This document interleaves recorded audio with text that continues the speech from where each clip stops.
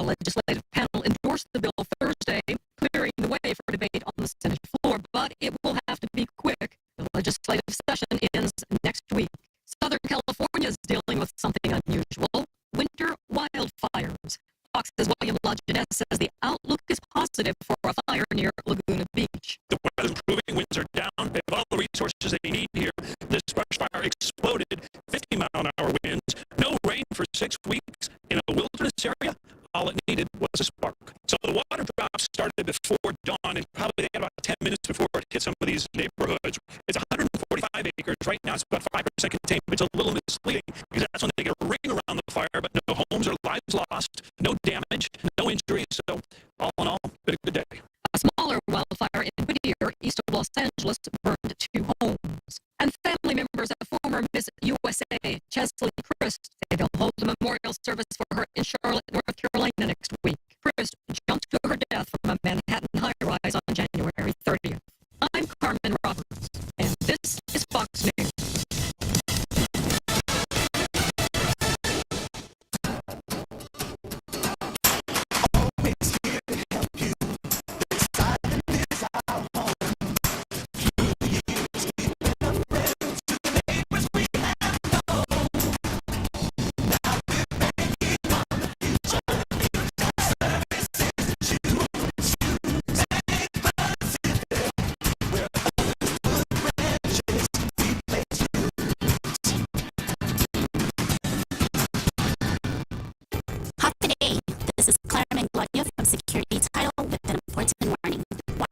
Is real, and home buyers and sellers are one of the biggest targets, even on Guam.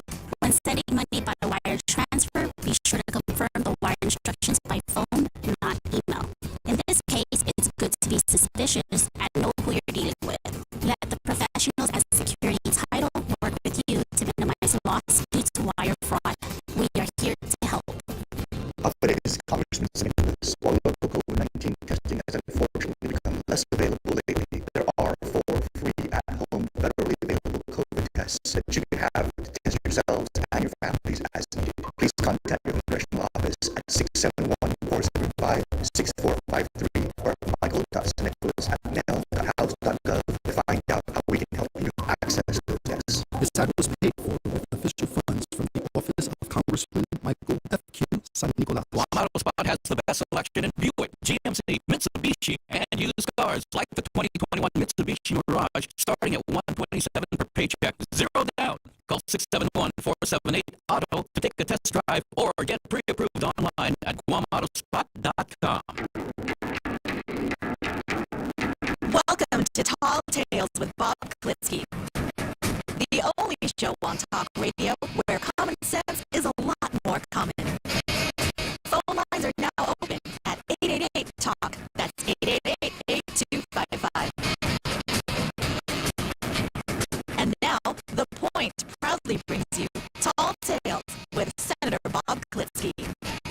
A well-regulated militia being necessary to the security of a free state, the right of the people to keep and bear arms shall not be infringed. This is going to be the last time that I can say that into a microphone this week, Jose. It's kind of sad, but here we are at the end of another week. Okay, so let's see what we got for Zemi Ikotny today.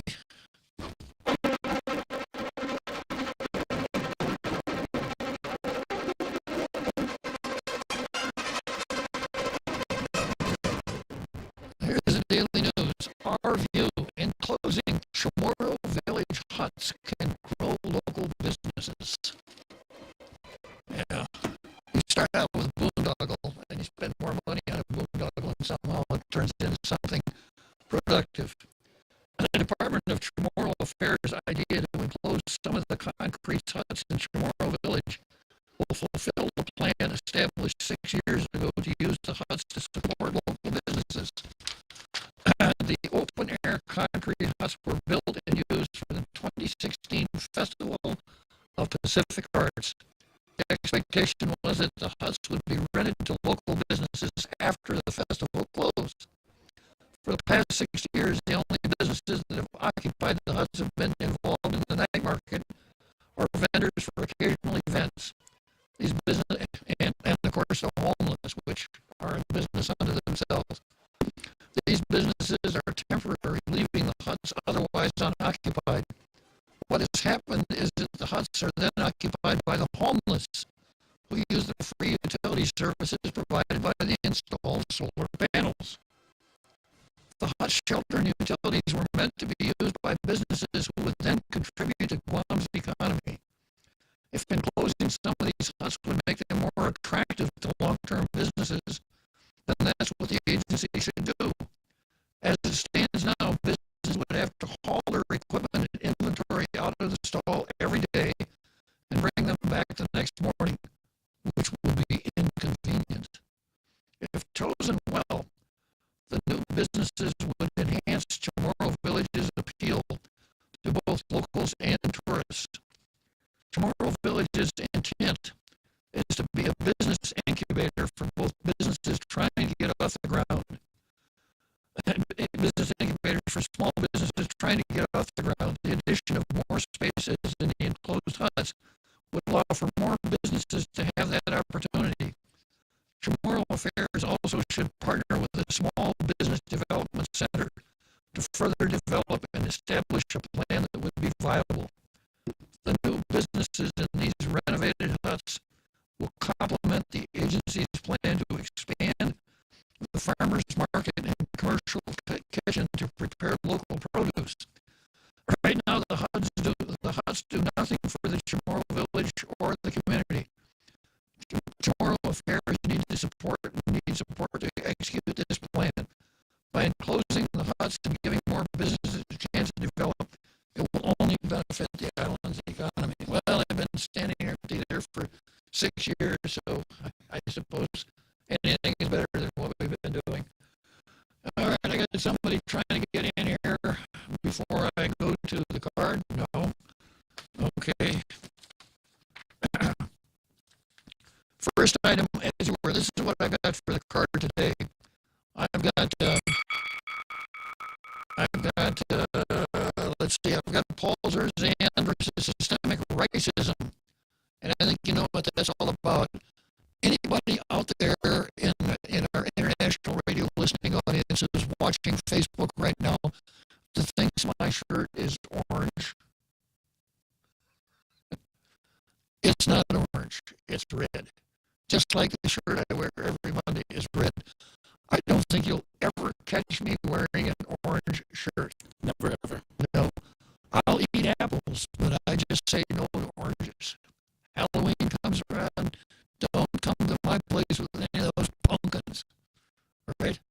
Yeah, if it's not red, I don't want it. Okay. And then the next item on the card is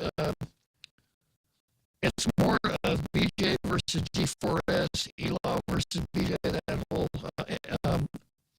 outfit. But I found a new document that's sort of relevant, and I'll tell you about when we get to that item on the card. I've got Tamuning Council versus Lastia Casil. I've got Biden versus public safety, Bavacqua versus the United States Constitution. Now, you're probably saying Bavacqua versus the U.S. Constitution. That's been on the card ever since you've been doing Tall Tales, Bob. Well, it's true, but not necessarily with that title. Next on the card, I've got Ernest Charlotte versus Airborne Waterfall. And when getting down close to the bottom, I've got Robert Underwood versus Oppressors. And then we'll see where it goes from there, if I even get that far. Okay, first item on the card, you're all aware, I think, of the flap that Sonny, as you were, Buddy Orsini and the Contractors Licensing Board has caused by coming up with documents that purport to be from the Contractors Licensing Board, which really turned out to be monkey wrenches in the works of G4S and JMI, because both their appeals were dismissed because of the appearance of documents apparently generated by Buddy Orsini. So I did some searching around, and we got the Declaration of Independence. There's a pretty important document in the history of the United States. It's fairly long, and it winds up like this. And for the support of this declaration, with the firm reliance on the protection of divine providence, we mutually pledge to each other our lives, our fortunes, and our sacred honor. We mutually pledge to each other our lives, our fortunes, and our sacred honor. And then there are signatures on the bottom of the Declaration of Independence. It kind of looks like this. Everybody knows John Hancock. He was the first one who signed, and his name has become kind of a generic term for signature in the U.S. Put your John Hancock on this check, and I'll take it in and cash it for you. And then there's a John Hancock Insurance Company. And John Hancock wrote in very large letters, as you can see if you're looking at this. So John Hancock was heard to say at the time he signed it, I'll sign this nice and big, so old George III won't have to put on his spectacles to read it. Very nice. Yeah. So I made an interesting discovery. The name right under John Hancock on the document that I was looking at, I'll read it for you. It's Cecil Buddy Orsini. Are you sure you got the Constitution? No, it's a Declaration of Independence. Declaration of Independence. Yeah. Cecil Buddy Orsini signed right after John Hancock, apparently. Yeah. So, and then I discovered some interesting correspondence in the same file. I found this, and it's from Thomas, as you were, from Thomas Jefferson to Cecil Buddy Orsini. And this is it. I don't have the whole thing, but it starts out like this. Bro, can you sign off on this and send it to King George III? Yeah. So little known facts. Only those who listen to Tall Tales every day will now know that Cecil Buddy Orsini was a signatory to the Declaration of Independence for the United States. He ain't that easy, my bro. Yeah. Now, for newcomers to the show, when you hear that horn honking, it's an indication that you can't take what I just said literally. I am attempting to be humorous. I'm exaggerating. I'm being facetious. Something along those lines. But, well, I don't know. I suppose Buddy Orsini signed him on the card is the Timonian Council versus Lancia Casil. I'm having a little trouble with my Facebook here. Is Facebook frozen, Jose? Yeah, it is. I thought maybe it was Buddy Orsini's revenge, but I guess not. Let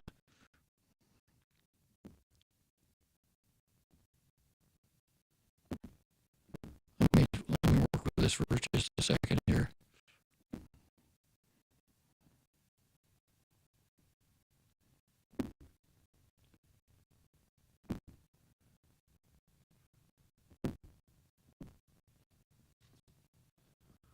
And my iPad, I'm okay on my desktop. I'm frozen with the indication waiting for live video signal. What do you got? Yeah, I restarted again because there's some audio issues. It looks like there's audio issues on there. I'm going to check the YouTube. Our broadcast signal is working fine, though. All right, okay. So, the Timonian Mayor's Advisory Council versus Lancia Casil.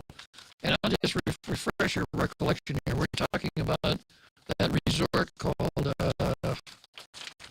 let's see, a $600 million condominium project on the Two Lovers Point area called Vista Del Mar. Lancia Casil testified that the Mayor's Council adamantly opposed to it. She said, here's how it goes. Lancia Casil told the council in an online petition opposing the project is more than 1,700 signatures. Quote, they don't care about our culture. They don't care about our community. They don't care about our land. They don't care about our ocean. It's still said about developers. All they care about is maximum profit. And, of course, I joined right in. These business people, they go into business to try to make a profit. What do you think of that, Jose? I can't believe, why do they go into business then? Yeah, they should go into business to help the people, not to make a profit. Right? Watchbirds. Yeah. So that's what she said. And then she went on to say this: remember the story of the two lovers. Why she chose the young Chamorro man instead of the wealthy Spanish captain. It's not just a romantic tale. It's a lesson in difficult choices and what's important in life. Casil said, if we lose this lesson, we lose our legend. And when we lose our legend, we lose our lands. And we lose our lands, we lose our identity. Pretty profound, I think, on the part of Lacia Casil. Well, here's the report on the meeting of that council that ran in the Daily News. The Toowoomba Municipal Planning Council Thursday night voted to support a proposed $600 million hotel and condominium project near Two Lovers Point after the developers agreed to make the project's condominiums buildings 3 stories shorter. Dan Swavely, a consultant for the Vista Del Mar project, offered to withdraw the developer's request for a height variance if the village council would agree to support the project's tentative development plan. In response to public concerns, the project during the past month was redesigned to include 3 18-story condominium buildings instead of 2 26-story buildings. A proposed water park, originally at sea level at the base of the cliff, now will be built on the plateau above, and the developers will provide public beach access. The maximum height for the project's condominiums, based on the revised footprint of the buildings, is 15 stories, and the developers plan to ask the Guam Land Use Commission for a 3-story height variance. The proposed development also includes a 736-room hotel and 5 or 50 single-family homes. Guam law requires the Municipal Planning Council of the affected village to pass a resolution supporting or opposing a proposed project. Commission for its consideration.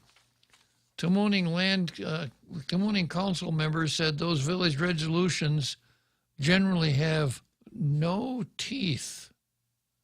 No teeth. I wonder, have they been working with the Guam Federation of Teachers on this?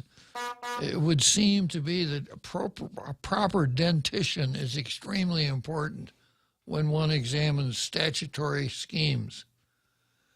Toowoomba Council member John Thomas Brown, during Thursday's meeting at the Village Citizen Center, said he supports the Vista Del Mar project, but not a height variance because the extra 3 stories for condos are unnecessary. In response, Swavely said the developers will withdraw the request for a height variance, keeping the condos at 15 stories, if it means the Toowoomba Council will otherwise support the project. It's not absolutely necessary, but it's something we want, Swavely said about the additional 3 stories. They're out. I'm okay with that.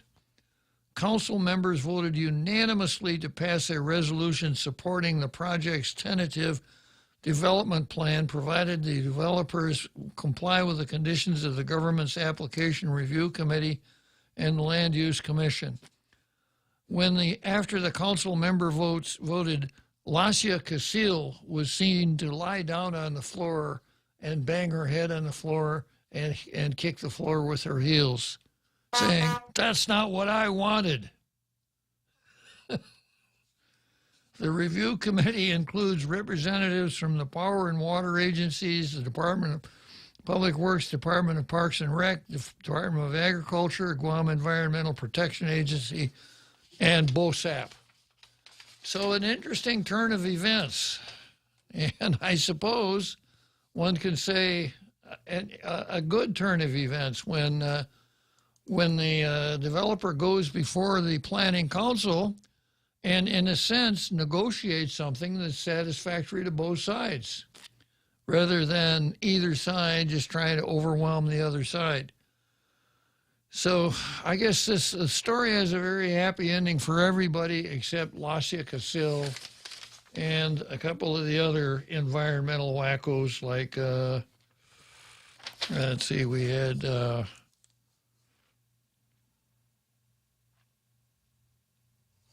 was another one in here somewhere. Maria Hernandez May. Yeah. Not Maria Hernandez should, but Maria Hernandez May. Or shall. Or shall. Or might. Yeah. Might. Depends on the context, I think, Jose. All right, next item on the card is Ernest Chargaloff versus Airborne Waterfowl. But I see somebody's trying to, it's none other than R. Carl. All right, let's have a little theme music here, Jose, and we'll bring R. Carl into the conversation. The most dangerous, boy, it's a good thing you didn't go to that Tumoni Mayor's Advisory Council meeting, Carl. Yeah, I don't know if the anti-profit crowd would have enjoyed what I had to say. But, you know, just this anti-profit attitude, it just illustrates how the younger generations have been conned into demonizing this word in their minds. Every single person that signed against this project, everything they drive, everything they wear, everything they eat, everything that went into their homes, all that is based on profit. Well, Walmart, which began as a one small, department store in Bentonville, Arkansas, and there's now thousands of department stores across United States and across the world, and it's provided employment for hundreds of thousands, if not millions of employees, and served tens of millions of customers. If they did not, within a reasonable amount of time after opening their first store in Bentonville, Arkansas, if they did not break even and start making a profit, there would be no Walmart. There wouldn't even be the original store. They would have gone out of business. So that they have no clue what all this prosperity that they benefit from is based on that, the word they consider such a dirty word. But Carl, they know a better way. You see, profits only flow into the pockets of the high muckety-mucks, the capitalists and these people that are already too rich already. See, now the way to do it is, instead of letting these high muckety-mucks control the factors of production and distribution, it should be in the hands of the government. Because the government doesn't care about making a profit. The government only cares about doing what's good for the people. So if there were no profit involved and the government ran, the department stores like Walmart, et cetera, then obviously the prices would be lower and the wages would be higher.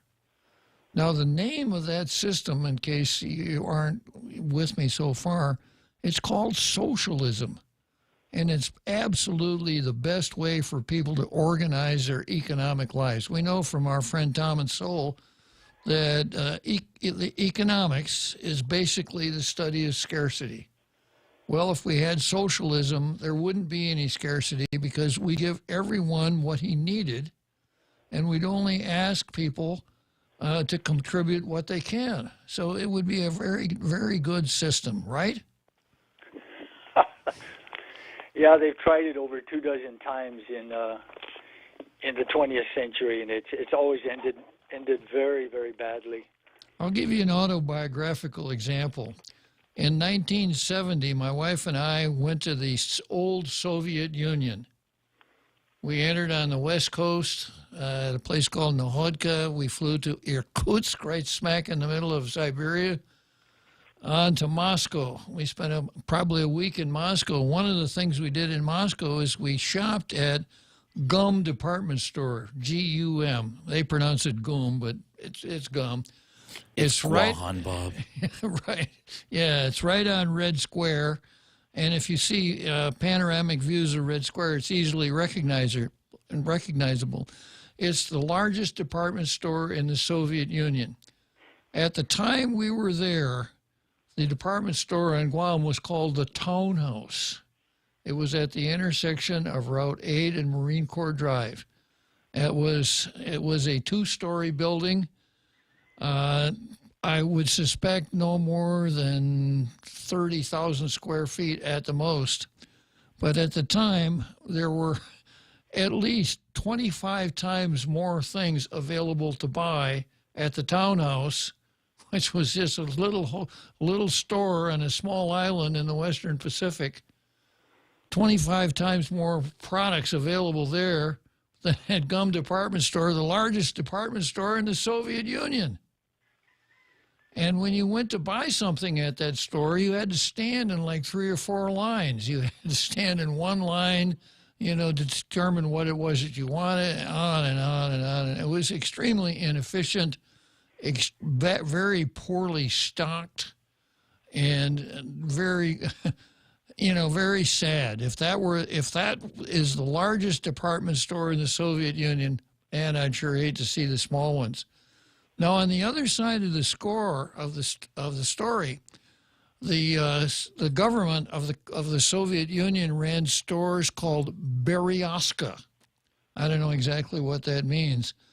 So if you had hard currency, U.S. dollars, British pounds, whatever, you could shop in the Berezka. There was a lot of really good stuff to buy in there, caviar, Russian high-priced vodka, different kinds of cigarettes, the classic Cossack-style fur hat, on and on and on. There was a lot to buy in there, provided you had hard currency. Well, of course, tourists had hard currency, and guess who else had hard currency? The apparatchiks.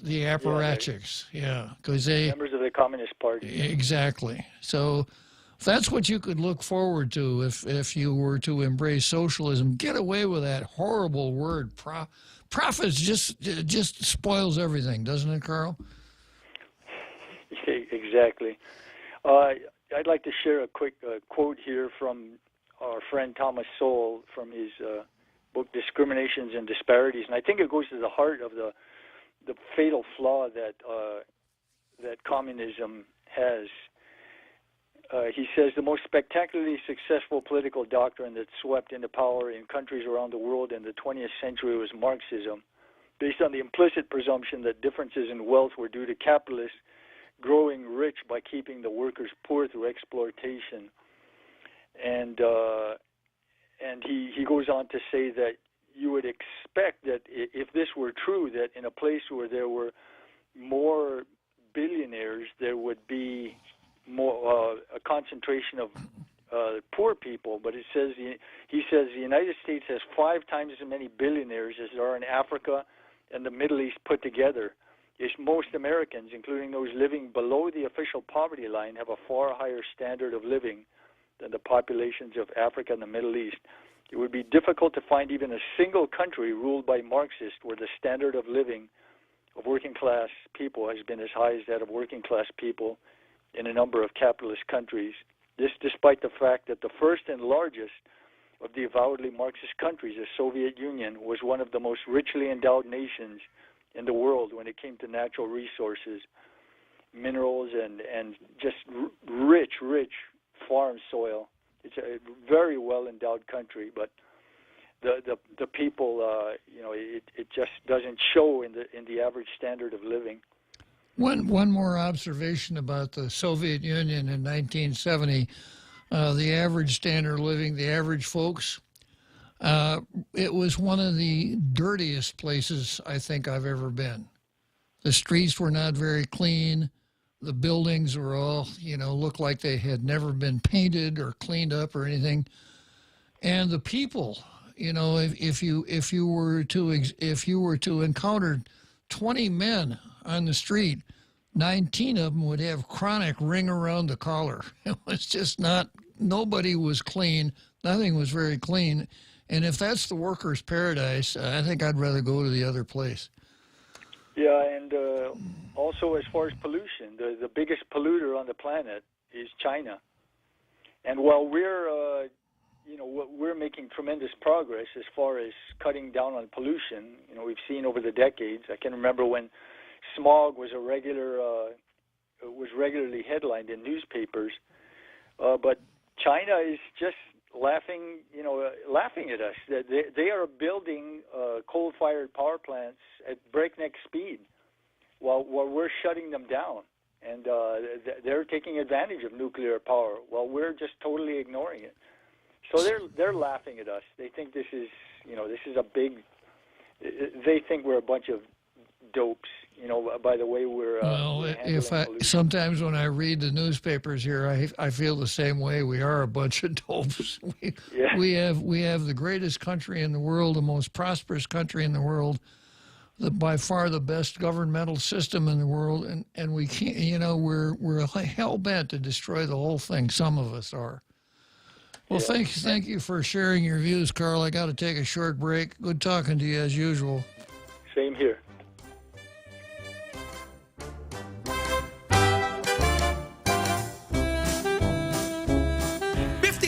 Get you that far, but Chili's is bucking the trend with $15 meal deals. At Chili's, $15 gives you not one, not two, but 3-course meal deals complete with a drink, a starter, and an entree. Mix and match 3-course meals 15 ways to Sunday with soup, salad, or chips and salsa to start, and ranchero chicken tacos, honey chipotle crispers with rice, bacon ranch quesadillas, or personal fajitas for the main course. Build your own $15 meal deal at Chili's. More life and great value happen here. Listen to The Point anytime, anywhere on Odyssey. Odyssey is your new audio home for all the music, news, sports, and podcasts that matter to you. Find your favorite stations like The Point and discover more. Music stations, local and trusted news sources, sports talk and team coverage, plus today's biggest podcasts. Find it all on the Odyssey app. AUDACY. Do you have a car? Do you want to get rid of it? Yeah, yes, there are people. Absolutely. How did you know? Here's the deal. Take your used car to the guys over at Nissan Guam, and they're going to take a look at it. And if they love it, and they probably will because you take care of things, you could get all kinds of money on this, cash for your car. Used car values are higher than ever before. They'll take all makes and models. Doesn't need to be a Nissan or an Infiniti. They'll give you a super fast appraisal, and you say, shoot, sign the papers. Now, you can use that as down payment on a brand new Nissan if you like, or maybe you need a used car. Maybe you're sitting around going, well, I guess somebody's going to come in, they're moving to Guam and whatever, and they're going to need a ride. So let's go to Nissan Guam and check out the great sale they've got. The Nissan Ninja sale is going on. So all those used cars that people are taking in, well, they refurb them, change out the oil and the belts and all of the things that need to get taken care of, and turn them practically into brand new automobiles and give you some incredible savings, up to $14,000 on the used car inventory. Go and take a look at it. NissanGuam.com.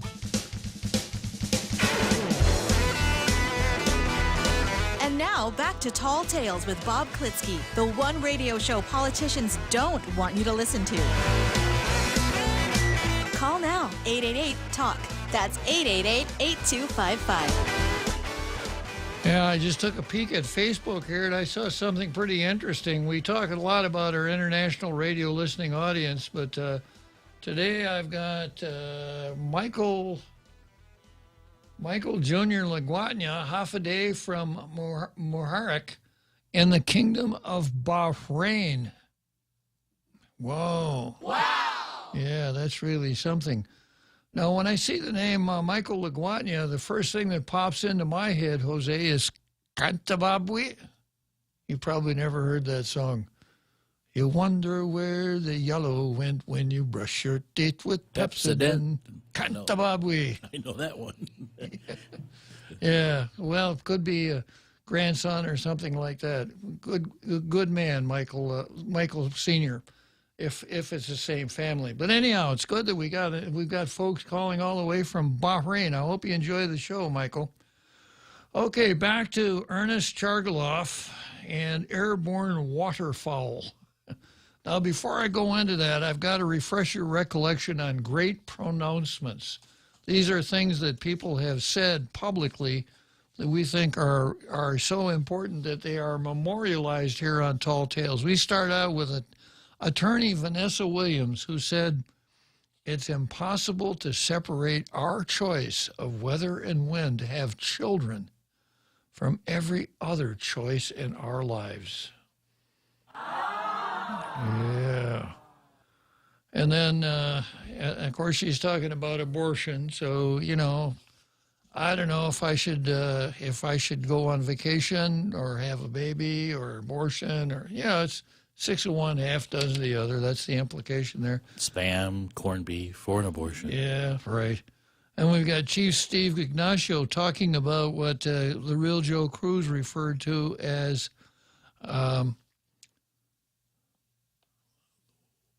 Jeepgate, right? Jeepgate. when a carload of females decided to convert Jerry Kitchen into a drive-in restaurant. And Chief Ignacio said at the time, "I have no information, even from the get-go, that there was a cover-up in this crash." And then we have the governor. "We are transparent and accountable to the people. We are transparent with reports, meetings, and minutes. As far as I'm concerned, we're following everything that we are required to do. And if we weren't, I'd certainly tell you." Yeah, I'll bet. And another one from the governor. "I think the route to go is to get out there and let's vote for it." Talking about independence for Guam. The governor said later, adding, "If I had it my way, I would vote tomorrow, and I would only work with native inhabitants." This is the governor who said, "This is my island, Ray. I was born here." Remember that? Yeah. I remember that. Yeah.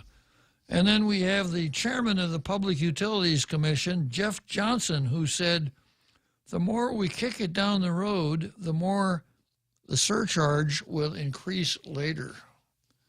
And then finally, Mauricio Mayor Ernest Chargaloff, when they're talking about how to divvy up the money that came to the mayor's council, who had an ironclad rule of construction. It's so clear and so powerful that no one could ever argue with it. This is what he said: "What's good for the goose is good for the gander."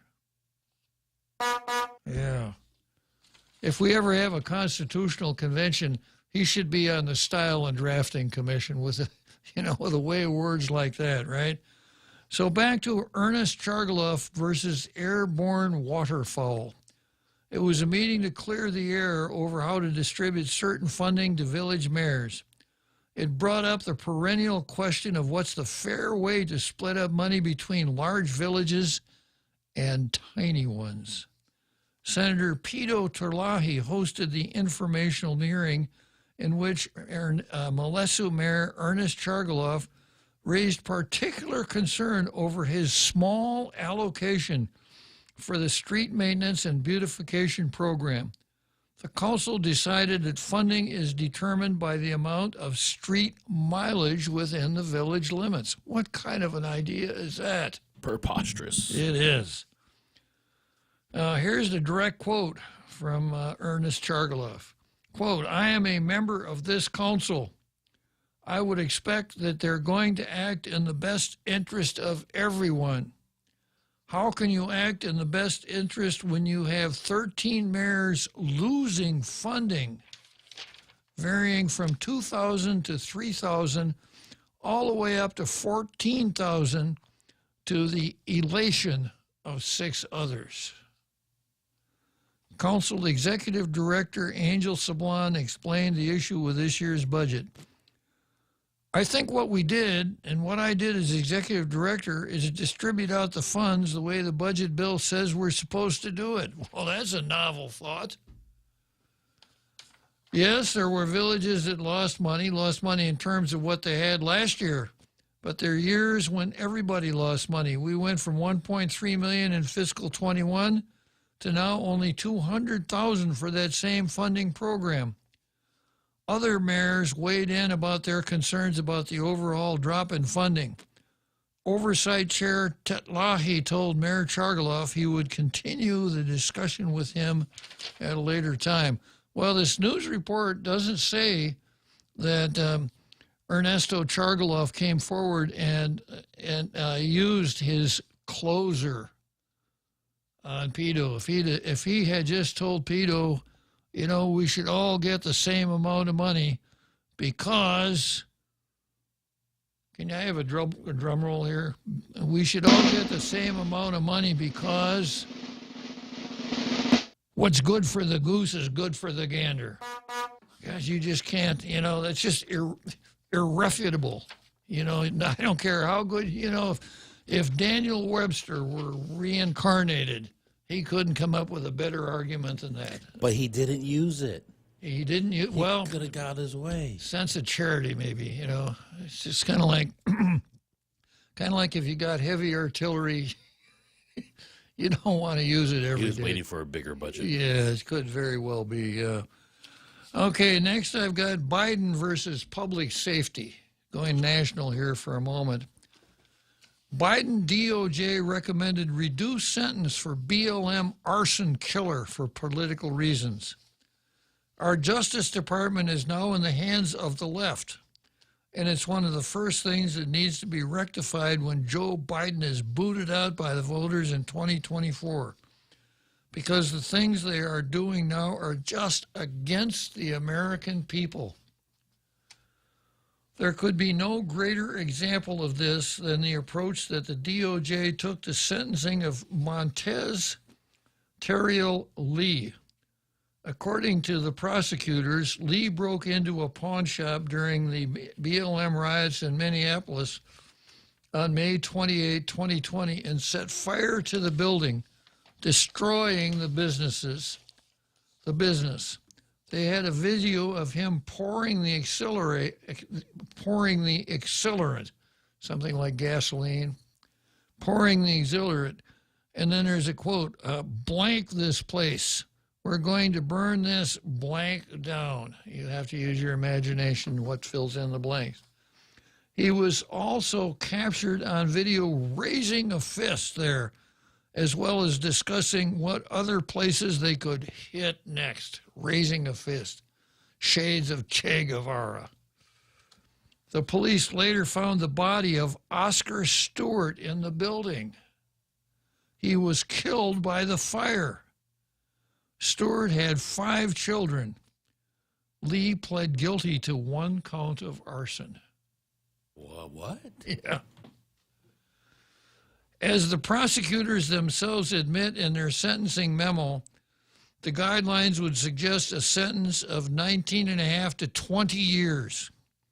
Lee had prior convictions for burglary, assault, violation of no contact order, and theft of property, including assaulting a woman and rupturing her eardrum. Just a regular model citizen. Yet the longest sentence he had ever previously received, according to prosecutors, was 60 days. But the Biden DOJ recommended instead of the 20 years, that he get a sentence of only 12 years. Why? The reasons are infuriating.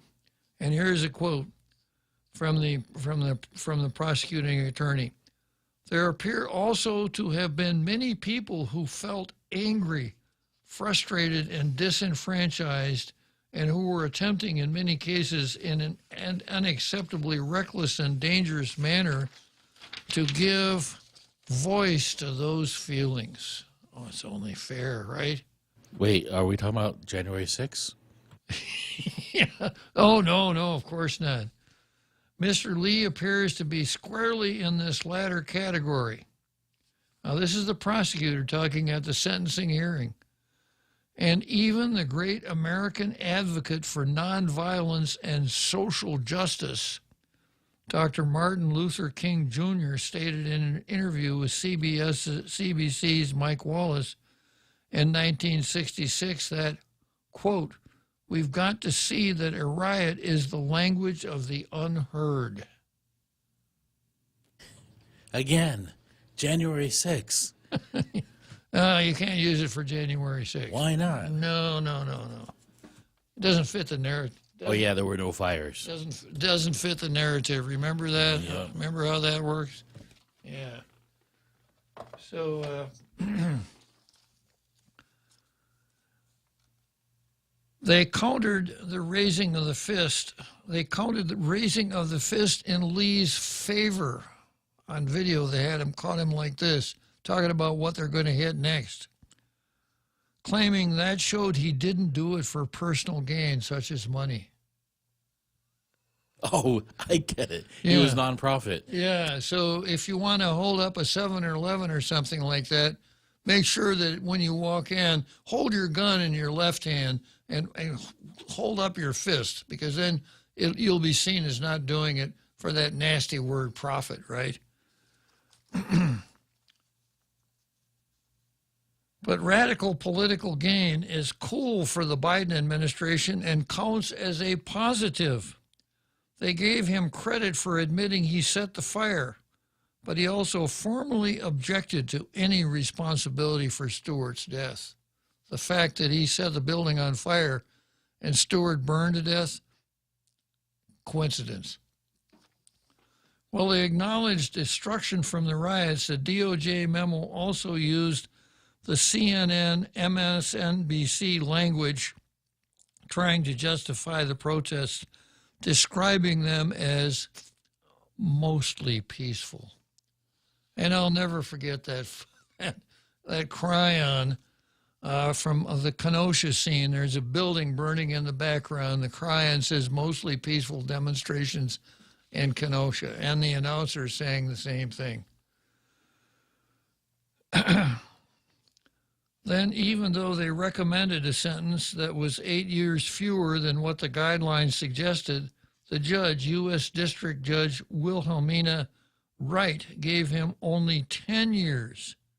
Prosecution recommended 12. The judge gave him 10 with 3 years supervised release. Wright is one of the people considered to be on Biden's list for SCOTUS to replace Justice Stephen Breyer. This is incredible, and one has to wonder how many other people they're applying the same argument to reduce their sentence because they're cool with radical politics. Okay, let's take a short break here, and I'll come back and finish up this article.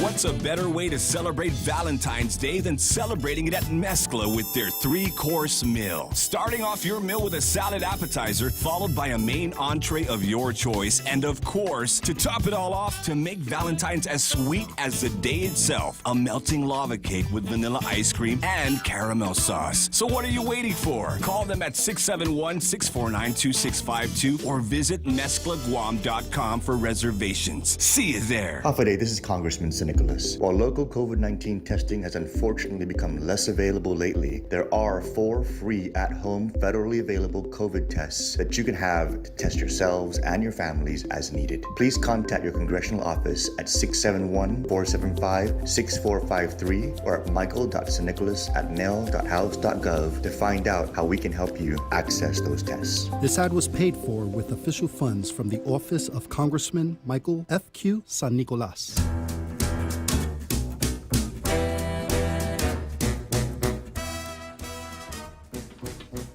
Yeah, this is what I was referring to a little earlier when I said, you know, we have the best country in the world, the most prosperous, the best form of government, but there are some people that just can't wait to destroy it. I'm reading about it right now. This is incredible, and one has to wonder how many other people they're applying the same argument to reduce their sentence because they're cool with radical politics. We saw that during the riots. 13 Biden staffers and Kamala Harris herself contributed to a bail fund to help people get out people who were arrested during the riots in Minneapolis. Harris even prompted it on Twitter. And then there's a picture. I didn't do it in color, MFF. And here's what she says. If you're able to, chip in now to the Minnesota Freedom Fund to help post bail for those protesting on the ground in Minnesota. Donate to the Minnesota Freedom Fund. So that's freedom, starting buildings on fire and killing innocent people. But Kamala said some of these people are in jail and you should contribute to the bail fund so that we could get them out. I think probably a lot of them were holding up a clenched fist during the time that they were doing whatever they got arrested for. So it should be okay because they're not doing it for personal gain. House Republicans are now pressing the DOJ to explain what is going on here. Representative Chip Roy from Texas sent a letter to the DOJ demanding answers and to know everyone who was involved in this, including if any authorities in Washington were consulted on this. Quote, it would appear that Mr. Lee is enjoying the benefits of kid-gloved preferential treatment in this case because he committed violence in furtherance of the preferred political views of your office and the current administration, Roy wrote in a letter first obtained by the Washington Free Beacon. It's addressed to W. Anders Folk, who served as Minnesota's top federal prosecutor until November, when he was promoted to a post in D.C. The document reads as if it were written by defendant's counsel rather than a prosecuting attorney. Roy's letter reads, Senator Tom Cotton, Republican of Arkansas, also demanded that AG Merrick Garland provide all communications between the United States Attorney's Office for Minnesota and any political appointees at the Department of Justice regarding the sentencing recommendation of Montez Lee. Quote, showing leniency towards a career criminal who committed murder is bad enough. But justifying the murder because the career criminal shares the Biden administration's politics is beyond the pale. The American people deserve to know whether leniency for left-wing murderers is the official policy of the Biden Department of Justice, or whether this travesty was a one-off. End of quote. This is just shameful and shows the Biden DOJ is more concerned about serving a political agenda, where's my red rice, than about what they're supposed to be focusing on, serving the American people. Okay, so we got just a couple seconds here before the big halftime show. Let me see who's talking on Facebook here. Let's see here. Pam Duvall is here. Ken Brown, I think, is in California. And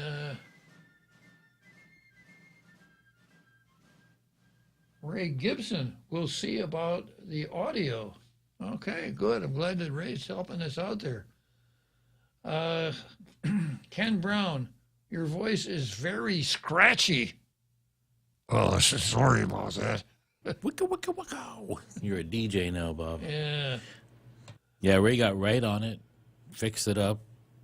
I think on the beach while sipping a beer. An adult beverage. An adult beverage. Yeah, there you go. Yeah. Remote access. Yeah, well, that's Ray, When is Ray on duty? Always. He's always Ray Gibson. Okay, let's see what else I got here. Thanks, Ray. I got Sherry Ariarte and Sherry Ariarte. So the lover's hair and a knot. So one is the other. So one of the other could not back out. Yeah, we talked about this yesterday. This is not a story that we want to keep repeating, especially to young folks. We say we really need to do something about our suicide rate. And we'll talk about that right after we explain the legend of Two Lovers Point to the kids, right? Colin Clark said, audio bad, voice peaking. Oh, I hope Ray got that fixed. And yeah, I guess we're coming up here to the big halftime show, so maybe I'll spend a little bit more time with this during the show, looking for nuggets. Okay, we'll see you right after the big halftime show.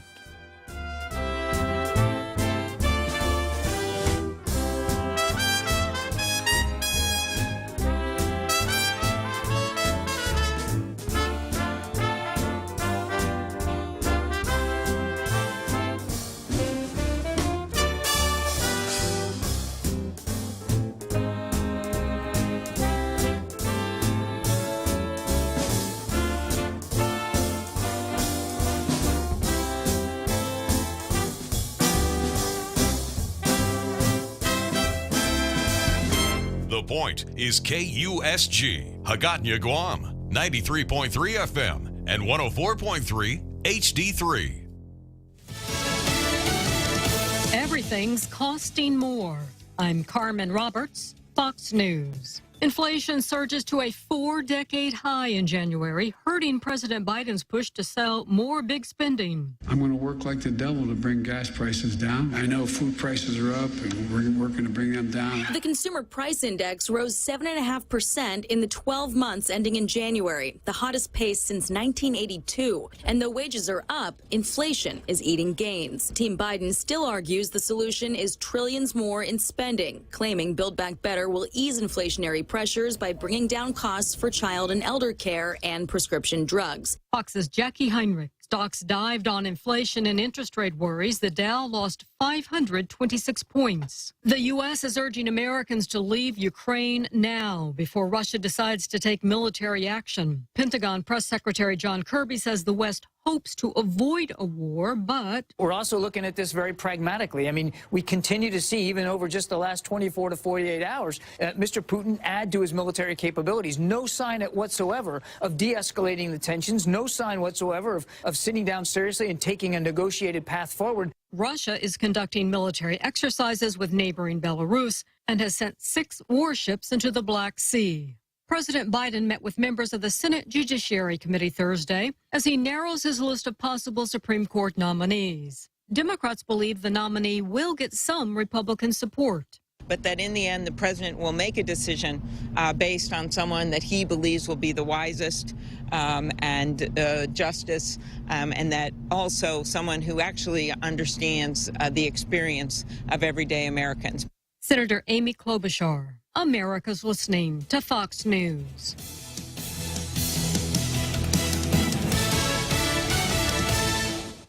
Half a day. This is Clara Manglona from Security Title with an important warning. Wire fraud is real, and home buyers and sellers are one of the biggest targets, even on Guam.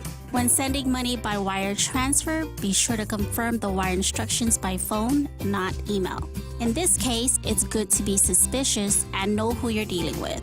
Let the professionals at Security Title work with you to minimize loss due to wire fraud. We are here to help.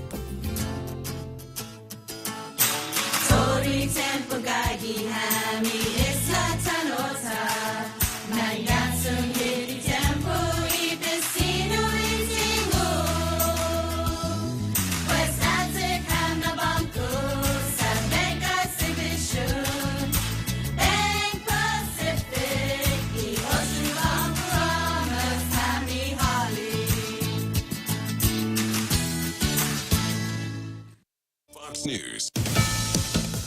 Champion snowboarder Shaun White takes his final run at the Olympics as the next generation steps up. Shaun White did manage to come away with an 85 on his second run of the men's snowboarding halfpipe final in Beijing, but a promising start on his third run ended up with the Flying Tomato crashing. His score landing him in fourth, and White failing to get on the medal stand for this, his final Olympic event of his career. He did come away with a rousing round of applause from his fellow competitors and from the few that were on hand to watch his third and final run. White will exit a 3-time Olympic gold medalist, credited for putting the sport on the map for the Winter Games with his winning run at the 2006 Olympics in Turin, Italy. Matt Napolitano, Fox News. A Democratic-backed bill to expand voting access in New Mexico advances toward a Senate floor vote. A legislative panel endorsed the bill Thursday, clearing the way for debate on the Senate floor, but it will have to be quick. The legislative session ends next week. Southern California is dealing with something unusual: winter wildfires. Fox's William LaJeunesse says the outlook is positive for a fire near Laguna Beach. The weather's improving, winds are down. They have all the resources they need here. This brush fire exploded, 50-mile-an-hour winds, no rain for 6 weeks in a wilderness area. All it needed was a spark. So the water drops started before dawn, and probably they had about 10 minutes before it hit some of these neighborhoods. It's 145 acres. Right now it's about 5% contained, but it's a little misleading because that's when they get a ring around the fire, but no homes or lives lost, no damage, no injuries. So all in all, been a good day. A smaller wildfire in Whittier, east of Los Angeles, burned 2 homes. And family members of former Miss USA, Chesley Christ, say they'll hold a memorial service for her in Charlotte, North Carolina next week. Christ jumped to her death from a Manhattan high-rise on January 30th. I'm Carmen Roberts, and this is Fox News. When's the last time you looked at your homeowner's insurance? An easily overlooked part of covering our home is what's inside of it. Over time, we buy things we don't want to lose, but don't update our contents coverage. The smart thing to do is get the answers and level up our insurance to make sure we're totally protected. That's the Insurance Extra Point. Get out there and make something good happen today by calling Guahan Insurance Services at 475-1162 or visit us at the Camacho Landmark Center in Tamuning. Hafaday, this is Congressman St. Nicholas. While local COVID-19 testing has unfortunately become less available lately, there are 4 free at-home federally available COVID tests that you can have to test yourselves and your families as needed. Please contact your congressional office at 671-475-6453 or at michael.stnicholas@mail.house.gov to find out how we can help you access those tests. This ad was paid for with official funds from the office of Congressman Michael F.Q. San Nicolas. Subway keeps the Eat Fresh Refresh subs rolling in with the fresh take on timeless classics. Try the honey mustard rotisserie style chicken. It's the new Subway rotisserie style chicken with a flavor upgrade, mizzled with honey mustard on hearty multigrain bread and topped with fresh hand-sliced veggies. Craving some heat? The Baja Turkey Avocado hits all the hot notes. Oven roasted turkey stacked high on hearty multigrain speared with smashed avocado and drizzled with the pecan chipotle sauce. Tuck into new subs to savor at Subway. Eat fresh.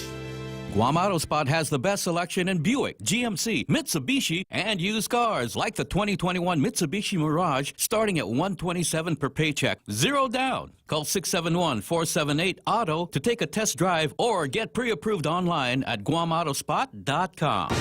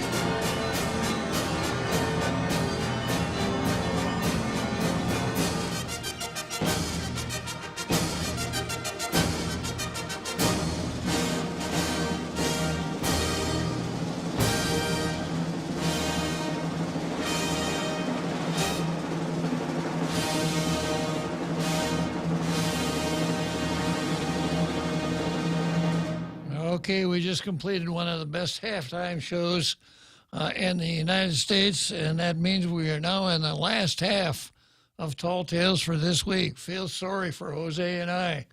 We're going to be jonesing for Tall Tales for 70 hours. From 1800 today until 1600 on Monday. But we've done it before. We'll do it again. We'll be back on Monday. Next item on the card is Bavacqua, as you were, Bavacqua versus the United States Constitution. And as I mentioned before, this is kind of a repeating story with Michael Bavacqua. And the time, this is his column that ran in today's paper, and it's It's titled Bavakwa, Guam Constitution Should Be More Than an American Copy. The issue of Guam drafting a constitution as a territory has become topical again, and so I plan to spend my next few columns talking about some issues involved and also provide some historical and contemporary context. Drafting a constitution is a very important and foundational process. Before undertaking it, we should understand what exactly we are and aren't talking about. When my mother, Victoria Lola Leon Guerrero, do all of these people have two names? Victoria Lola Leon Guerrero was a professor at the university. She would have her students do a research project very relevant to this conversation. She recounted it last year in the special magazine Unincorporated, published by the Humanities Guahan, which is available for free to view on the website. Each student would pick a country from around the world and research their constitution. As she notes, because so much of our educational system is American-centric, we weren't often aware of the diversity and the possibility the world offers. And this is true in terms of constitutions. When looking at the close to 200 constitutions in the world today for independent nations, you can get a sense of what a constitution should be. It is a blueprint for a government, but it is also a document meant to express identity. I see where this is going. To express identity. Articulate fears a community might face. Offer protections for those that need it. Oppressor, oppressed, yeah. And guarantee the things that everyone should have access to. I can see it already. You know, if you take what we have right now, which I will argue with anybody is the best constitution in the world. It looks like this. It's the oldest. It's the oldest. Codified. It's the oldest, and it does not guarantee the things that everyone should have access to. It's the Constitution of negative rights. It doesn't tell you what you got, what you get. It tells you what the government can't do to you. And I think it's a masterpiece of thought, philosophy, construction, and language. And definitely shackle-free. And shackle-free. So I've mentioned this before. You know, the Republican philosophy, as far as I understand it, is that the task of the government, to include the Constitution, is to secure and protect freedom and individual rights. The job of the Democrats would say, no, that's wrong. The job of the government is to make people's lives better. And that's where you come in. Well, you know, health care is a human right. Everybody has a right to health care. And it's this kind of stuff. That's where I see Comrade Bavakwa pointing here with this, with his things that ought to be in a constitution. It's a blueprint for a government, but it's also a document meant to express identity. I don't get that one. Yeah. Well, yeah. In other words, the U.S. Constitution starts out like this. We, the people of the United States, right? That's identity. Yeah. How about this one? We, the Chamorros of the island of Guam.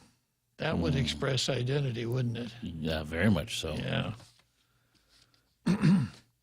But only to a certain group of people. Well, actually, to every group of people. Because you either are or you're not. That's right. You're in or you're out. Okay. It's meant to express identity. Articulate fears a community might face. I didn't see that anywhere here. except arguably things like no ex post facto law, no laws impairing the obligation of contracts. Boo on for-profit. Yeah, and the Bill of Rights. Congress shall make no law respecting an establishment of religion or prohibiting a free exercise thereof. These are negative rights, and so apparently he considers that, but offer protections for those that need it. And then he goes on to say, offer protections for those that need it and guarantee things that everyone should have access to. So guarantee protections for those that need it. We're back to oppressor and oppressed, right? Yeah. From my trip to the Soviet Union back in once upon a time, I had a copy of the Constitution of the Soviet Union, and a lot of good stuff in there. Like, not only did it provide for freedom of speech, but it also provided that the government should provide printing presses and other necessary accoutrements so that people could exercise that freedom of speech. Very nice reading document it was, yeah. After studying constitutions from around the world, the students would then come together to draft a constitution for Guam based on what they wanted for the island's future. And that's the way to do it. Ask the students, and we're still doing that. You ask the students, do you want to go to summer school or do you want to have summer vacation? That's the way to do it, right? Ask the students. Ask us to draft a constitution for Guam based on what they wanted for the island's future and what they had seen others do elsewhere. One semester, Victoria had her students meet with then Governor Eddie Calvo to present their draft constitution. He was excited to see their vision for a constitution for Guam, but was also surprised. According to Victoria, Calvo remarked that he always thought about modeling a possible constitution for Guam after the U.S. version, and that modeling was the best way to go. The students had gone far beyond the U.S. model, I can only imagine, yeah, and felt inspired by other more recent constitutions from around the world, including some from our Pacific neighbors. Their draft constitution included sections on culture. Yeah, I can just see how this is going to work out. Protection of the environment. Guaranteed rights for marginalized groups. Economic justice and health care. Economic justice. What is that? Well, economics deals with scarcity, right? We know that from Thomas Sowell. Thomas Sowell said this is a science dealing with scarcity. So if that's what economics is, and we're talking economic justice, then obviously we need a policy that eliminates scarcity, which, I would just cut to the chase here. Obviously, what it means is wealth redistribution and income redistribution. Exactly. To take it from those who have too much and give it to those who have too little. And that's students are great. I was a student myself once upon a time. And when you're a student, it's very easy to come up with great solutions to just about any problem that you can imagine. In light of your own experience, which is somewhere between slim and none. But after you get out of school and you get out in the hard, cruel world, some of the things that seem like such good ideas don't seem like such good ideas after all. Ironically, when I was in law school, 1971, I started, which was actually the end of the 60s. The 60s ended in 1973 when Nixon abolished the draft. A funny thing, when nobody was drafted anymore, the anti-war protests seemed to just die down like nothing. I wonder why that was. But in 1971, I've mentioned this before, it was a groundbreaking glass. And the Albuquerque Journal ran a front page story in late August that said law school admits 12 women. So of 100 law students, 12 of them were females. This was groundbreaking, earth-shaking. And I follow my old alma mater today. Probably half the time there are more women than men in the law school, and it works fine. But in 1971, if you were not a little bit on the radical side, you probably had a little difficulty fitting in. And given the law school format, there were plenty of opportunities for the more liberal members of the class to expound upon their ideas of the way things ought to work and criticize the way things work. But the funniest thing, by the time we got to third year, law school had a conservatizing influence on more than half the students. They were more conservative at the end of law school than at the beginning, which is kind of counterintuitive. But I blame it on this. The better understanding you have of the way things really work, the harder it is to think in terms of the way you think you want them to work. Okay, going back here to this article.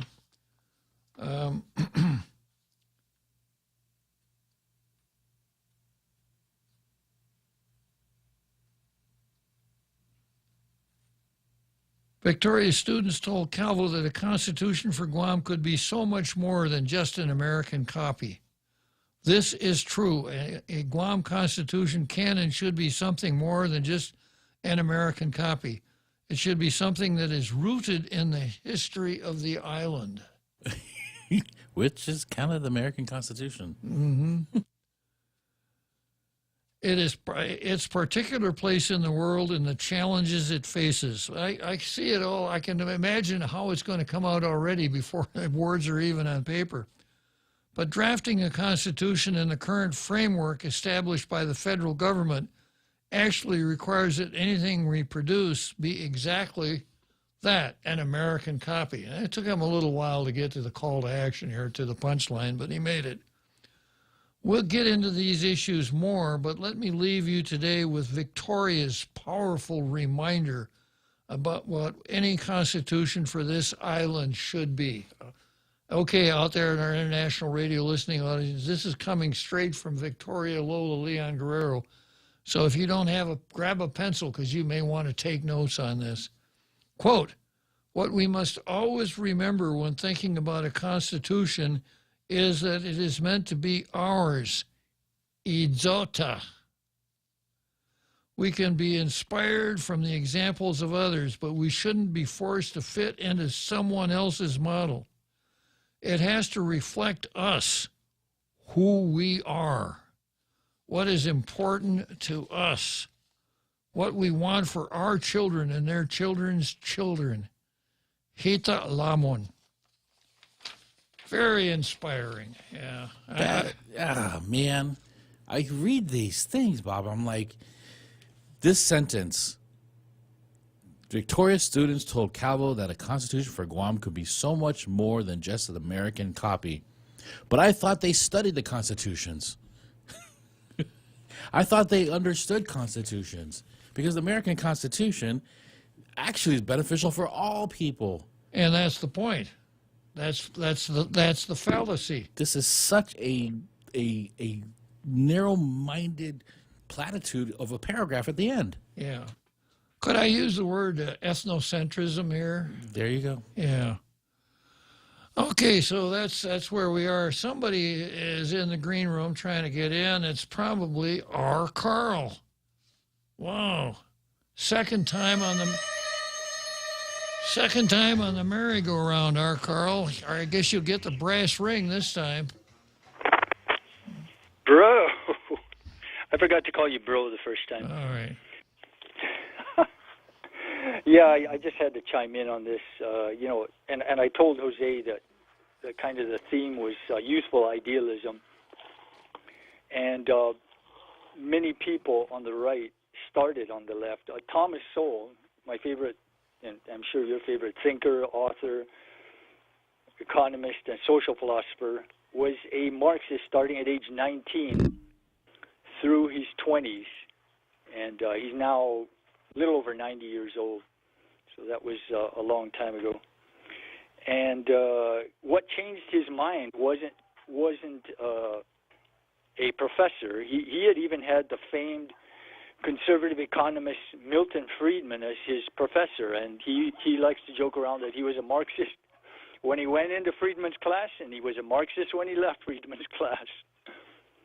And so that wasn't what converted it. It wasn't some kind of book. It was actually in his early 30s working as a summer intern at the Department of Labor for 3 months. All it took was 3 months inside the belly of the beast, this vast government labyrinth, and he figured it out. He said, giant government is not going to bring about utopia, because he found out that each of these agencies, these super agencies, had their own agendas. The people running them have their own agendas. The minions below the heads of these agencies have their agendas, and so it's just not going to bring about the utopia that he had hoped for, and that started his march to the right. He was conservative for a while, and then he classes himself as more of a libertarian, except on matters of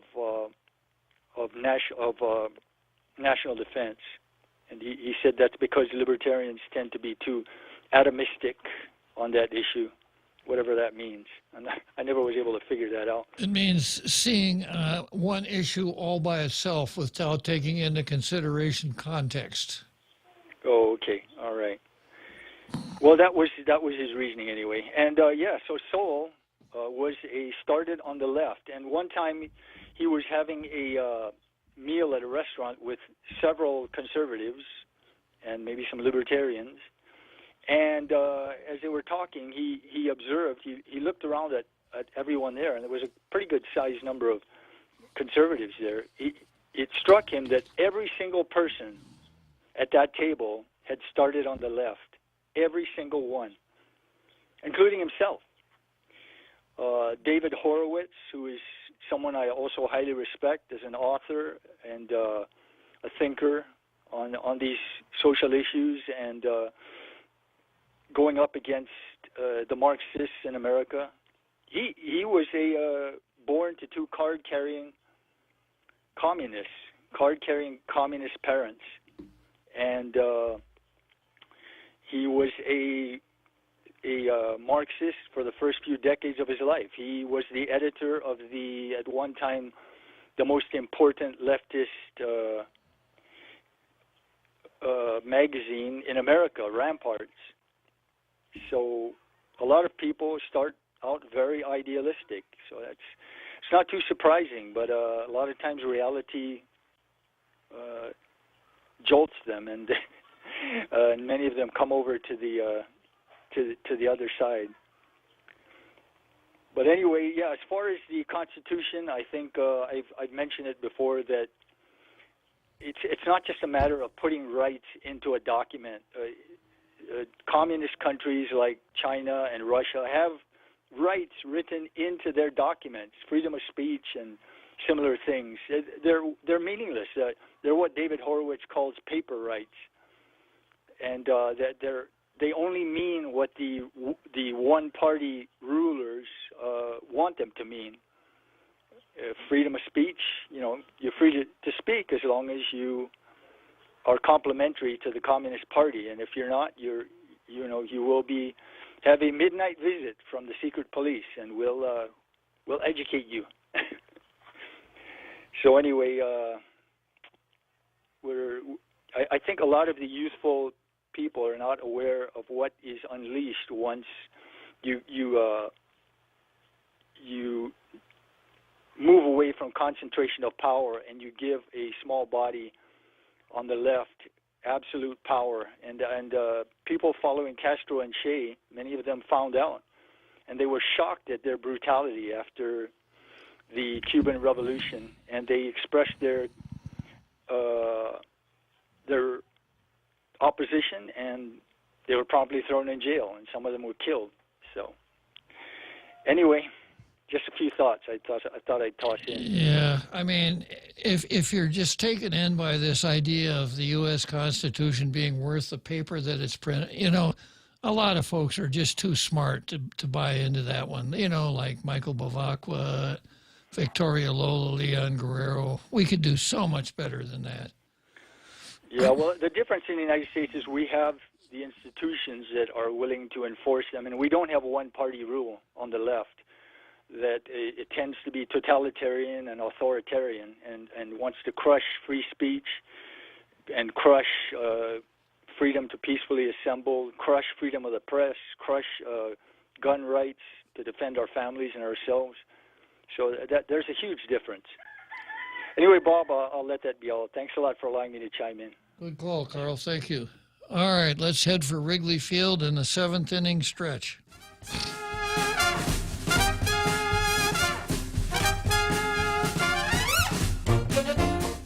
What's a better way to celebrate Valentine's Day than celebrating it at Mescla with their 3-course meal? Starting off your meal with a salad appetizer, followed by a main entree of your choice, and of course, to top it all off, to make Valentine's as sweet as the day itself, a melting lava cake with vanilla ice cream and caramel sauce. So what are you waiting for? Call them at 671-649-2652 or visit mesclaguam.com for reservations. See you there. Always here to help you. This island is our home. Through the years, we've been a friend to the neighbors we have known. Now we're banking on the future. More services to choose. Bank Pacific, where others put branches, we place roots. Do you have a car? Do you want to get rid of it?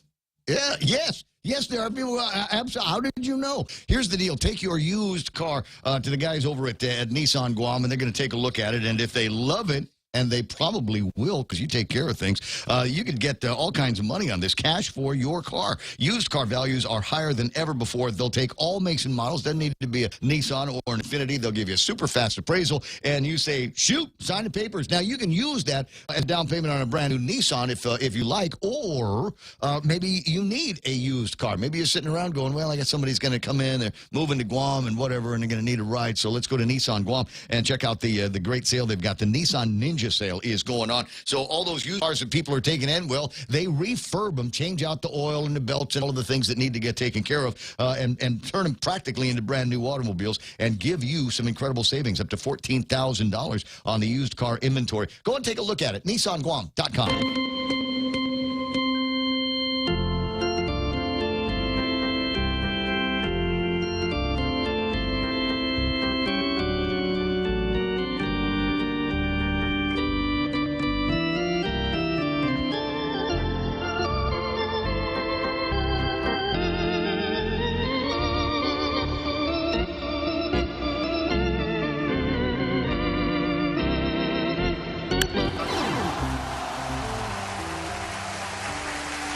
Okay, here we are, Wrigley Field for the 7th inning stretch. That means I got just 2 more innings to go before the end of today's ball game. And I'm going to finish up with Robert Underwood. Let's see, how did I title that? Robert Underwood. Not too many papers here again.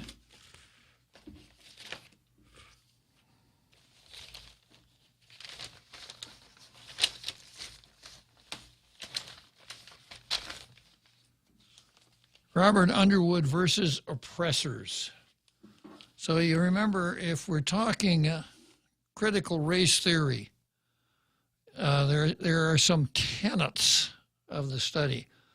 One, everything that you do is always governed by race. You cannot escape it. 2, the people are divided into 2 groups, oppressors and oppressed. The oppressors are always white folks, and the oppressed are always people of color. 3, that bad things happened a long time ago that indicate that the country or the island is governed by systemic racism, which continues right on down to today. The system cannot be fixed. It has to be junked and replaced with something else. And in the case of our local separatists, something else is an independent Guam. And I can't wait to see the Constitution that Victoria Lola and Michael are going to draft for an independent. I wish they would do that now. Yeah, show it to us right now, That's Michael. the other thing. Where is it? Yeah. So the next item on the card is Robert Underwood versus oppressors. And, you know, I can't handle this in just one show. This one sentence in Robert's column that came out on Saturday, and this is what he said. I have been teaching critical race theory since 1972, which means he's a real pioneer because the lady who is given credit for actually starting or naming or identifying critical race theory, somebody named Kimberly Crenshaw, is credited with doing that in 1976. So Robert was way ahead of the power curve on that one. But I'll take him at his word. He's been practicing critical race theory since then. I have spent a lot of time on this show telling you that critical race theory is an example of evil incarnate. And it's something that we want to, to resist as much as we possibly can at every turn of the road. So I'm going to just jump into that. But before I do, I notice I got someone on the, I got Johnny Utah who wants to talk about the Constitution and Homeland. Well, let's hang on, Johnny Utah. I'll get to that later on. Right now, I'm talking about Robert Underwood and critical race theory. So again, I see it as evil incarnate, something that we must resist with all of our might, something that will go further along the lines of ruining our country if we allow it. And I've got a pretty good example here about what critical race theory is all about. This is something I got out of Breitbart.com. California's Riverside Unified School District promoted race-essential material, arguing to students, families, and staff that, quote, whiteness should be pushed, quote, to the margin, and attacking whiteness is not enough. That's not enough. Decentering Whiteness, an essay by J. Hitchcock and Charlie Flint, asserts that consideration of race is paramount in any interaction,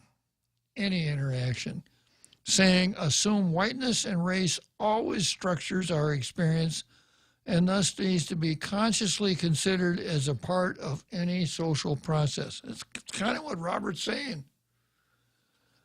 The 19-page missive was removed from the school district website after a media inquiry.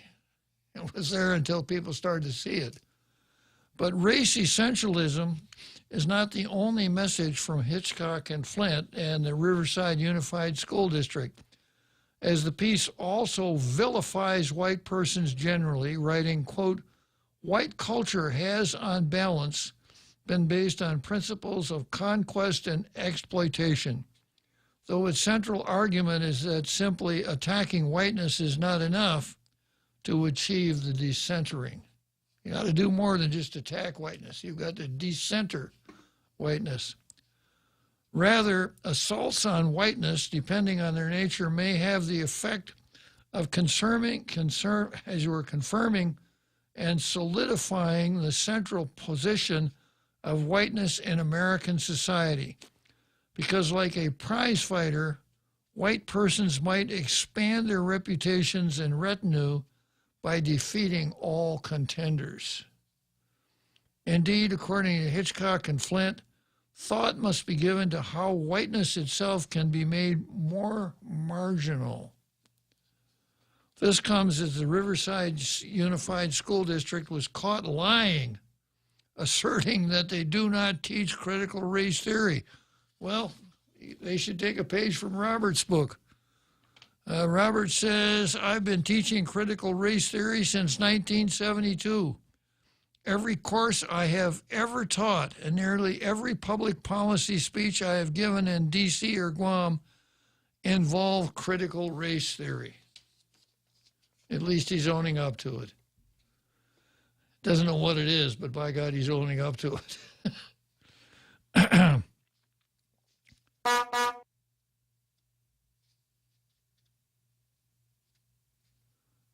Indeed, according to Hitchcock and Flint, thought must be given to how, as you were going on to the next sentence, this comes as Riverside Uniform School District was caught lying, asserting they do not teach critical race theory.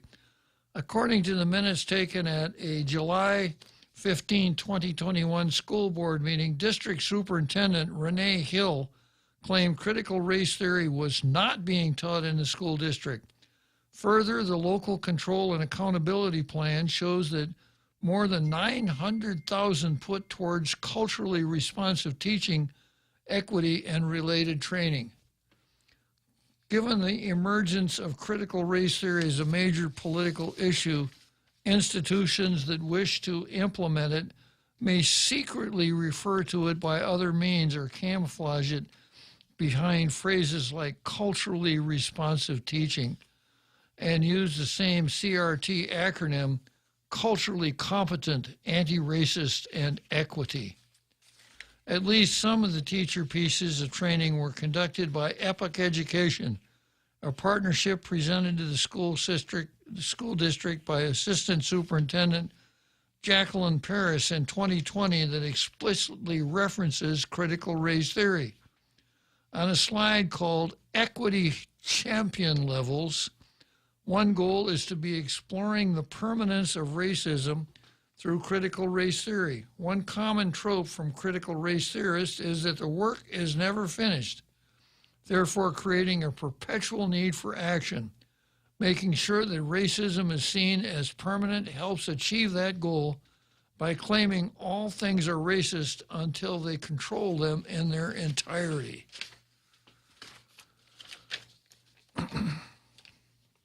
Now, here are the modules for Epic Education, the equity champion levels. Number 1, building an LGBTQ inclusive environment.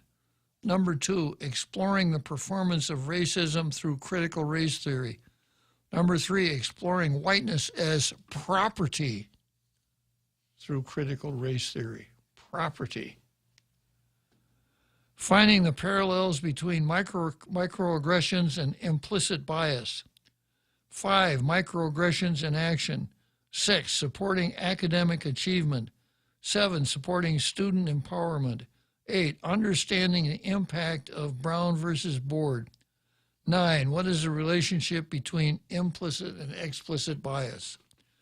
The slide also signposts exploring whiteness as property through critical race theory and understanding the impact of Brown versus Board of Education, a seminal U.S. Supreme Court that desegregated schools, but which critical race theorists argue perpetuates racism.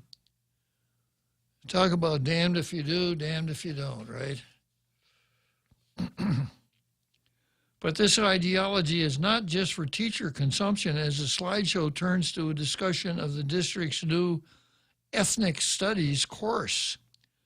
Indeed, Riverside Unified School District appears to be on a mission of transforming our public schools, per the name of another resource that is a guide to culturally responsive, sustaining education. This guide, among many other things, Riverside Union School District seeks to inject race into all aspects of education, including math class, in which the class will learn about charts and tables by counting the gender and racial representation of characters in popular TV shows. For science, the class will learn about planetary orbit in relation to its impact on the timing and celebration of EID, Eid during the month of Ramadan, Muslim. The guide also encourages people to learn more about the ideology and practice. There it is, by citing the Zinn Education Project, based on the communist activist and pseudo-historian Howard Zinn's A People's History of the United States, which has been widely debunked for accuracy. Finally, the guide's glossary lists common racial theory buzzwords like decolonize, privilege, and social justice. So there you got it, you know. That's Robert Underwood. I've been teaching critical race theory since 1972. Okay, let's head for Churchill Downs. I'll put this aside for the moment. I got a phone call coming in, Jose. No, it's ringing. Okay, I'll put this aside and we'll give Johnny Utah a little airtime. Hafaday, this is Congressman Nicholas. While local COVID-19 testing has unfortunately become less available lately, there are 4 free at-home federally available COVID tests that you can have to test yourselves and your families as needed. Please contact your congressional office at 671-475-6453 or at michael.snicholas@mail.house.gov to find out how we can help you access those tests. This ad was paid for with official funds from the office of Congressman Michael F.Q. San Nicolas. Anytime, anywhere on Odyssey.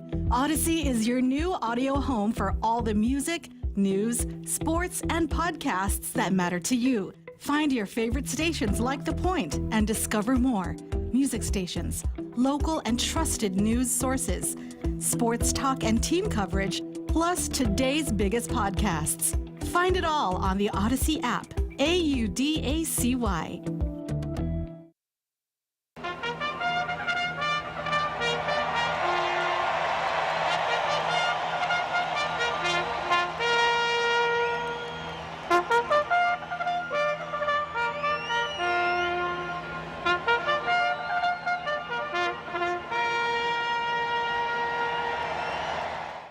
Okay, so I got Johnny Utah on the line here. The hotline between Tamuning and Salt Lake City is still functioning. So I got Johnny Utah here. He wants to talk about the Constitution. So go ahead, Johnny Utah.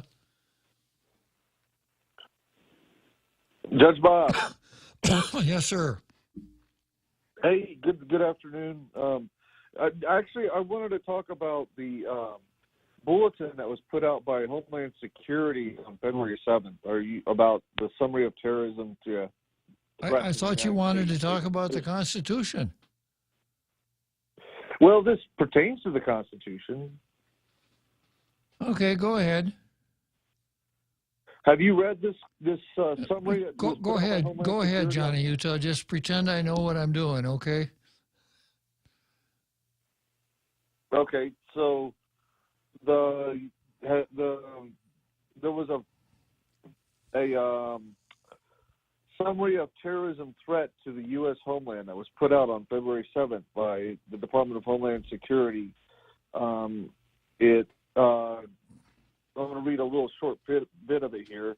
It says the United States remains in a heightened threat environment fueled by several factors, including an online environment filled with false or misleading narratives and conspiracy theories, and other forms of dis, and malinformation introduced or amplified by foreign and domestic threat actors.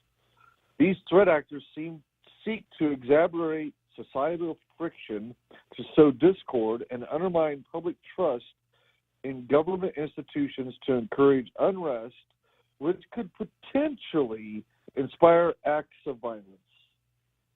And I think that pretty much sums up where it goes from for the rest of the summary of terrorism threat to the U.S. homeland. And, you know, it just keeps repeating itself over and over with all kinds of bulletin points and key factors. But it all goes back to the same thing, which to me is limiting our constitutional rights. saying you can't say anything against the U.S. government right now, or you are going to be considered a threat to the homeland. But don't you have to distinguish? You can say things against the government. You just can't do it at a school board meeting, right, Johnny Utah? Right.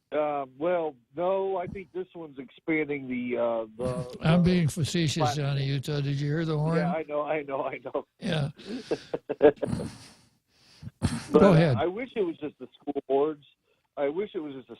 But no, this is a serious threat to our constitutionality of the United States, and I think if they do act on this, it's going to get challenged in court big time. Of course.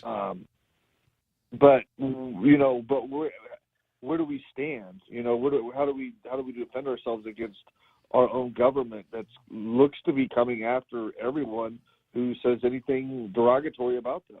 Or derogatory about Fauci, or derogatory about the vaccination thing, or anything that has the official stamp of the government on it cannot be contradicted without some peril to the contradictor, right?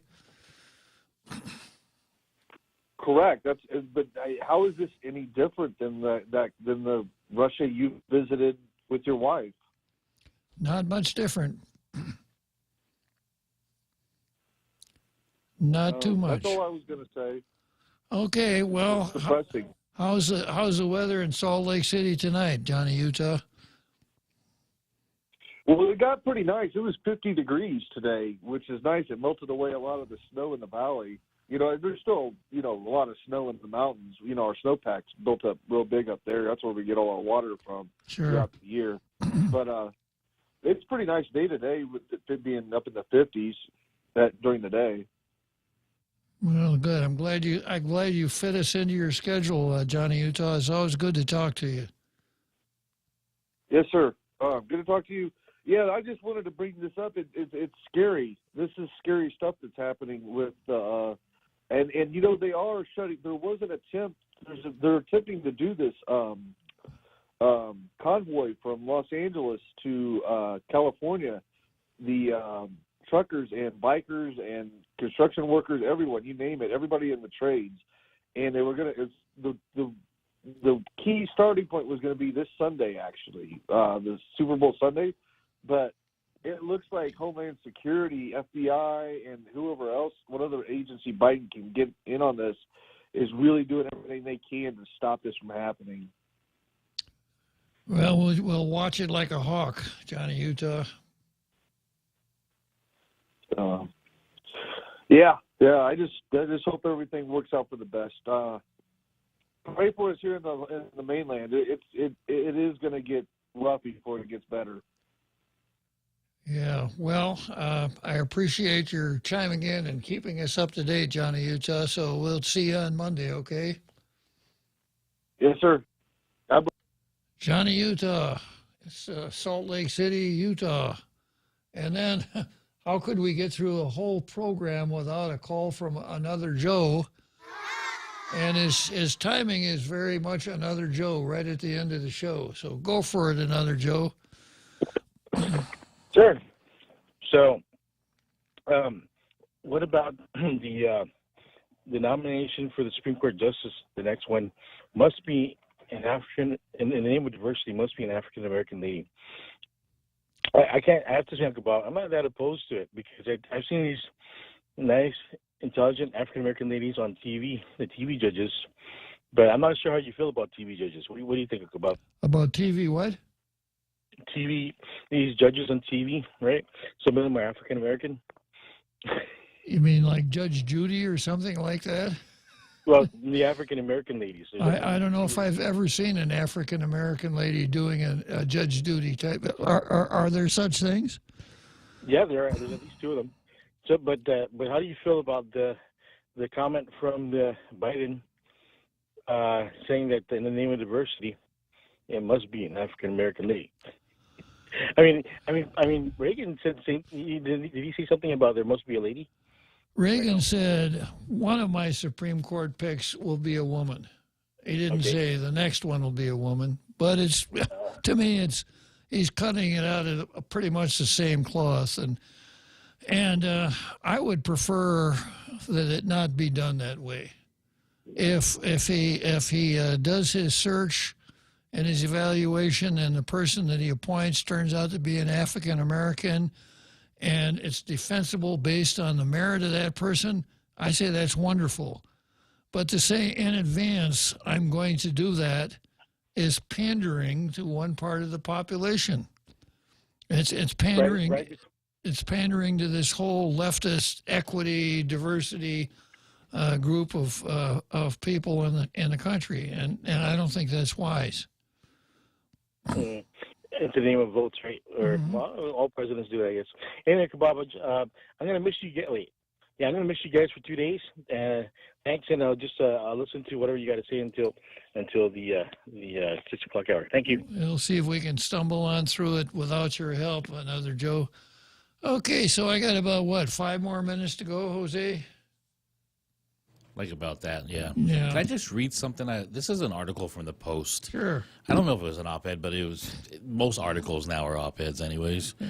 But it's just talking about Biden's choice for SCOTUS, and this paragraph had a subtitle called "Historic." It said Biden's choice will be historic on its face. No black woman has ever served on the High Court, but the decision is also coming at a critical time of national reckoning over race and gender inequality. Biden is using his choice to fulfill one of his early campaign promises, one that helped resurrect his moribund primary campaign and propel him to the White House in 2020. And it gives him the chance to show black voters who are increasingly frustrated with the president they helped to elect that he is serious about their concerns, particularly with his voting rights legislation stalled in the Senate. In other words, this is going to help and solve everything. Yeah, and of course it was part of a deal that he made with Jim Clyburn from South Carolina. It's been the details of that have been reported pretty thoroughly. Clyburn, if you don't commit to that, I ain't going to endorse you. And if he hadn't gotten Clyburn's endorsement, he wouldn't have gotten the nomination. It's just amazing that they can put this in the article and nobody bats an eye about how incredibly it's rigged. Mm-hmm. It's incredibly rigged. But as long as you say the right words and the right race in there, it's fine. That's right. Yeah. Well, of course, the Supreme Court, until Amy Coney Barrett came along, was all Catholics and Jews. And that was the reason that I converted. I really wanted to be on the Supreme Court, but I understand it's really hard to convert to Judaism.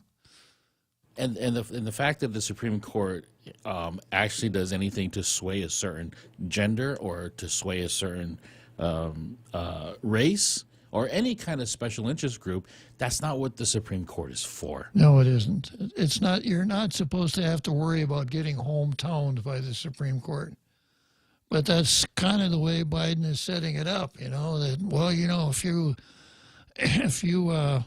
If you were black and a female, you got one champion on that Supreme Court already before you even get there. Just not a good way to do things. When Plessy versus Ferguson was decided, Justice, I had his name right on the tip of my tongue here, Harlan, Justice John Marshall Harlan, the elder, was the only dissenting vote. It was an 8-1 vote. And Harlan put in a paragraph there that said that basically the Constitution should be colorblind. I mean, that the government should be colorblind. The government shouldn't know what your race is. There's no reason for the government to know what your race is. And if only we hadn't stumbled into Brown versus Board of Education, dissents have a way of becoming the majority opinion over time. But we would have saved ourselves so much trouble if we had embraced that idea that the government should be colorblind and not advance the interest of one race over the other in any situation. Starting out with the proposition that racism never can lead to a good result, no matter how well-intended the races involved tend to be. And of course, nowadays, if I were to say that on national radio, if I were to say the Constitution should be interpreted as colorblind and the government should be colorblind, I would be branded as one who's peddling hate speech. Exactly. Yeah. You're not diverse enough. Yeah, that just doesn't fit into the Roberts critical race theory at all. This idea of the colorblind government is just another example of white supremacy and oppression versus oppressor. Okay, we there yet, Jose? We are here. We are there. Well, we got to get out of here. We hate to do it. We got to shut the program down for 70 hours. But by gosh, we're going to be back on Monday, and we're going to be really happy to be here. So until then, let's go, Brandon.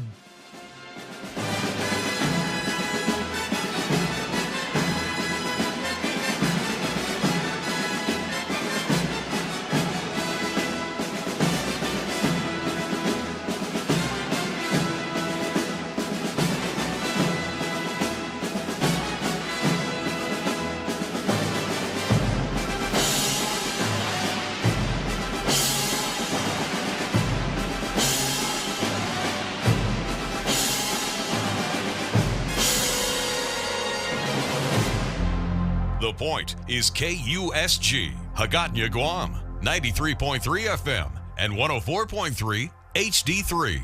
HD3. Doing a deep dive. I'm Carmen Roberts, Fox News. That's what President Biden says he's done with 4 possible nominees for the Supreme Court. In an NBC interview, the president said he believes some Republicans will support his nominee. For the following reason, I'm not looking to make an ideological choice. The president met with members of the Senate Judiciary Committee yesterday to discuss a choice who he's promised will be the first black woman nominated to the High Court. Democratic Senator Sheldon Whitehouse tells reporters, We were all excited by the candidates we've heard about. We all have enormous confidence in President Biden's judgment. We are very aware of the historic nature of this appointment and very proud of that. President Biden reacting to January's inflation rate of 7.5%, the highest in 40 years, saying he's going to work like the devil, as he puts it, to bring down gas prices. But that's just one of the consumer prices that soared over the past year. Food at the grocery store overall up 7.4% over the past 12 months. Increases across the board. Meat, poultry, fish, eggs up 12.2% year over year. Cereal and bakery products up 6.8%. Fox Business Network's Edward Lawrence. Stocks tumbled on inflation and interest rate worries. The Dow lost 526 points. Olympic snowboarding champ Shaun White wraps up his final Winter Games without a medal. A promising start on his third run ended up with the Flying Tomato crashing, his score landing him in 4th, and White failing to get on the medal stand for this, his final Olympic event of his career. Fox's Matt Napolitano. And the defending champion U.S. women's hockey team rallied today to beat the Czech Republic 4-1 in the quarterfinals. America's listening to Fox News.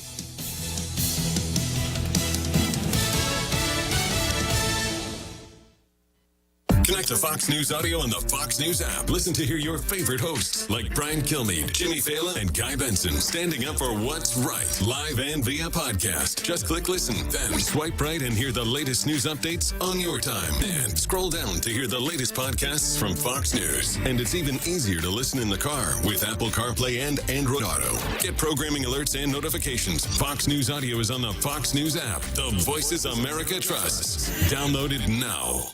From the Fox News Podcasts Network. I'm Ben Domenech, publisher of The Federalist, and I'm inviting you to join a new conversation with the smartest thinkers out there about the country and where we're going. It's the Ben Domenech Podcast. You can subscribe now on Apple Podcasts, Spotify, FoxNewsPodcast.com, or wherever you download your podcasts. This new show will feature deep dive interviews with newsmakers and some of your favorite Fox News analysts. I hope you'll join me. Subscribe to the Ben Domenech Podcast. Subscribe and listen now by going to FoxNewsPodcasts.com.